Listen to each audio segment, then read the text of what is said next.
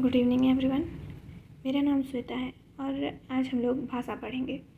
भाषा जो कि हिंदी व्याकरण में सबसे इम्पॉर्टेंट चैप्टर हम लोग मान सकते हैं, क्योंकि यहीं से हमारा हिंदी व्याकरण की शुरुआत होती है। तो हम लोग पढ़ेंगे भाषा। भाषा किसे कहते हैं तथा भाषा के प्रकार। तो भाषा कहते हैं, भाषा वो साधन है जिसके माध्यम से हम अपने भाव तथा विचारों को एक दूसरे तक पहुंचाते हैं या उसका आदान प्रदान करते हैं, जैसे बोलकर, लिखकर और संकेत के माध्यम से। भावों का मतलब होता है, जिन लोगों को नहीं पता, अपनी फीलिंग्स को, और विचारों का मतलब होता है थॉट्स को। हम लोग जो भी अपने दिमाग में सोचते विचारते हैं, वो सारी चीज़ें, उन सारी चीज़ों को व्यक्त करने का जो माध्यम होता है उसको हम लोग भाषा कहते हैं। भाषा के 3 भेद होते हैं। आप लोग को भाषा किसे कहते हैं ये समझ में आ गया होगा। आगे बढ़ते हैं। भाषा के 3 भेद होते हैं: मौखिक, लिखित तथा सांकेतिक। अब मौखिक क्या होता है? जिन भावों या विचारों को हम मुख के माध्यम से बोलकर प्रकट करते हैं, उसे मौखिक भाषा कहते हैं। ये आप लोग के समझ में आ गया होगा। जो भी चीज़ें, जैसे कि मैं अभी इस वीडियो में जो बोल रही हूँ वो आप लोग को सुनाई दे रहा है, वो मौखिक भाषा के अंतर्गत आता है। इसका उदाहरण हम लोग देख लेते हैं। मोहन और सोहन बात करते हैं, तो ये जो बातचीत हो रही है, वार्तालाप हो रहा है, ये मौखिक भाषा के अंतर्गत आता है। अगला देखते हैं। टेलीविज़न में न्यूज़ या समाचार पढ़ी जा रही है। जो भी न्यूज़ या समाचार हम लोग जो टीवी में देखते हैं, टेलीविज़न में, या फिर रेडियो में सुनते हैं, या फिर हम लोग फ़ोन के माध्यम से जो भी चीज़ें देख रहे हैं, जो सुनाई दे रहा है हम लोग को, वो सारी चीज़ें मौखिक भाषा के अंतर्गत आती है। अगर आप लोग को इतना समझ में आ गया होगा तो आप लोग खुद से स्वयं से 1-2 उदाहरण बनाने का प्रैक्टिस करिए, जिससे आपको और ज़्यादा इसमें क्लियरिटी हो जाए। आगे बढ़ते हैं। अगला है लिखित भाषा। लिखित भाषा में जिन भाव या विचारों को हम लिख कर प्रकट करते हैं, उन्हें लिखित भाषा के अंतर्गत रखा जाता है। जैसे शिक्षक ब्लैक बोर्ड पर लिख कर समझाती है, हम अपने भाई को पत्र लिख रहे हैं, या फिर हम लोग कॉपी में कुछ, ये जो मैं लिखी हुई हूँ और इसको जो आप पढ़कर अपने मन में समझ रहे हैं, अपने मन में जो मैं बोल रही हूँ वो तो मौखिक भाषा के अंतर्गत आता है।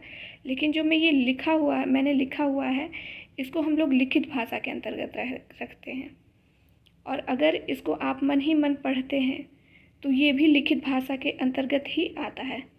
तो भाषा के 2 प्रकार हो गए, मौखिक भाषा, लिखित भाषा। आशा है कि आपको दोनों समझ में आ गया होगा। आखिरी है सांकेतिक भाषा।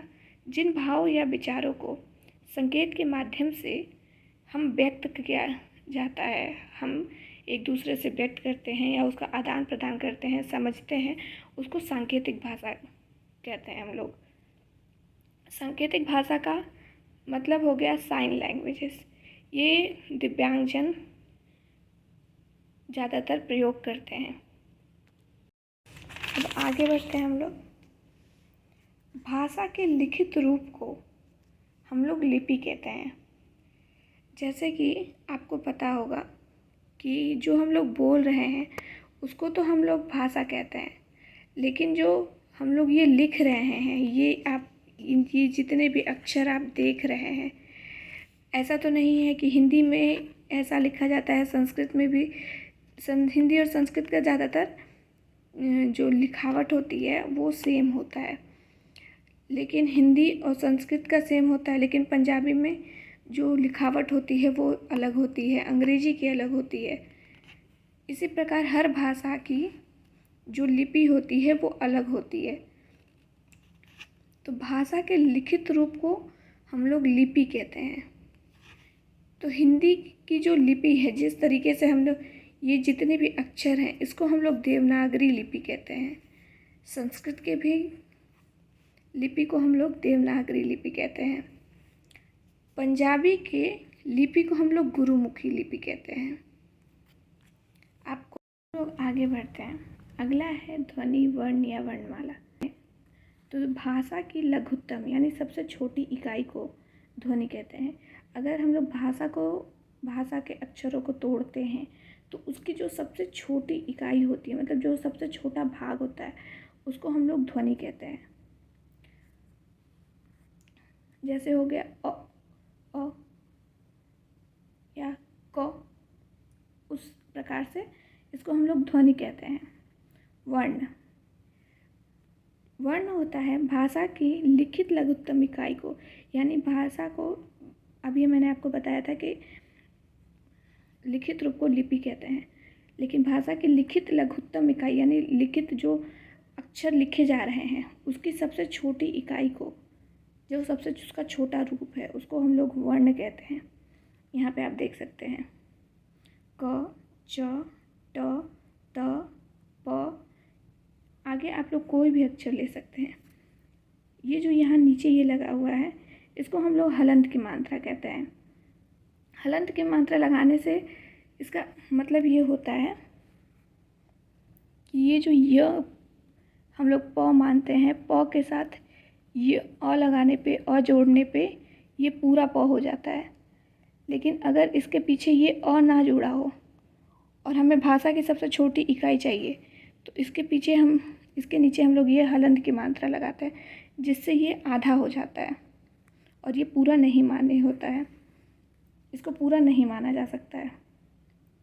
अगला आगे बढ़ते हैं वर्णमाला। वर्णों के क्रमबद्ध समूह को वर्ण कहते हैं। जैसे वर्ण तो ये हो गया, आप लोग को समझ में आ गया होगा कि ये जो क, ख, ग, घ, इन सारे भागों को अ से अलग करके जो प्रस्तुत किया जाता है, सबसे छोटी इकाई को हम लोग वर्ण कहते हैं। लेकिन हम लोग उसको ऐसे ही तो नहीं पढ़ सकते हैं कि कहीं पे भी कभी भी कुछ भी लगा दिया जाए। जैसे अ के बाद ई कर दिया जाए, ऊ के बाद री कर दिया जाए, तो हम लोग इसको उल्टा फुल्टा अगर हम लोग पढ़ते हैं तो हम लोग को वो चीज़ें, वो जो शब्द बनते हैं वो ना वो शब्द बनेंगे और ना वो चीज़ें हमें समझ में आएंगी सही से। तो इसीलिए उनको व्यवस्थित किया गया है। जैसे अ के बाद आ, क के बाद ख, इन सारी चीज़ों को व्यवस्थित करके इनको क्रमबद्ध समूह को, क्रमबद्ध का मतलब कि क्रम से लगाया गया समूह को वर्णमाला कहते हैं। आशा है कि आप लोग को वर्णमाला समझ में आ गया होगा। वर्ण के दो भेद होते हैं, स्वर तथा व्यंजन। स्वर करते हैं तो स्वर किसे कहते हैं? जिन वर्णों का उच्चारण बिना किसी अन्य ध्वनि की सहायता से होता है उसे स्वर कहते हैं। हिंदी में कुल 11 स्वर हैं। यहाँ पे इसका मतलब क्या होगा? 11 स्वर कौन कौन से होते हैं वो देख लेते हैं। अ, आ, छोटी, बड़ी, उ, री, ए, ओ, औ। इतना आपको समझ में आ गया होगा। स्वर के कितने भेद होते हैं? ह्रस्व, दीर्घ, प्लुत। 3 भेद होते हैं। कौन कौन से? ह्रस्व, दीर्घ, प्लुत।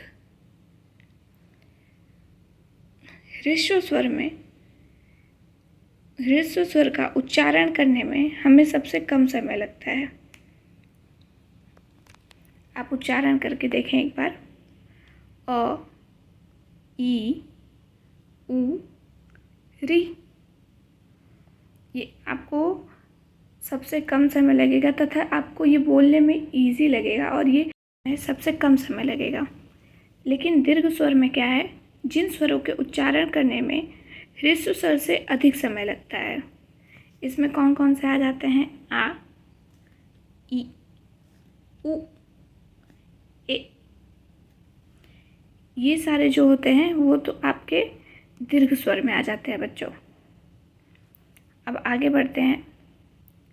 सबसे आखिरी है प्लुत स्वर। जिन स्वरों के उच्चारण में ह्रस्व स्वर तथा दीर्घ स्वर से अधिक समय लगता है। जैसे ओम, राम। ऐसे करके आप अगर किसी को बुलाते हैं या फिर ऐसे बोलते हैं आप, आ, यहाँ आ, होता है ना। और कई आप लोग धुन जो होता है उसमें होता है सा, इस प्रकार से करके जो बहुत देर तक जिसका उच्चारण किया जा सकता है। राम, काम, इस प्रकार से जो शब्द उच्चारण किए जाते हैं वो सारे शब्द प्लुत स्वर में आते हैं। चलिए, यहाँ होते हैं स्वर खत्म, और आगे में हम लोग ए, ए, ओ, औ तथा अयोगवाह और बाकी सारी चीज़ें जो कि व्याकरण में आवश्यक हैं उन्हें हम लोग पढ़ेंगे।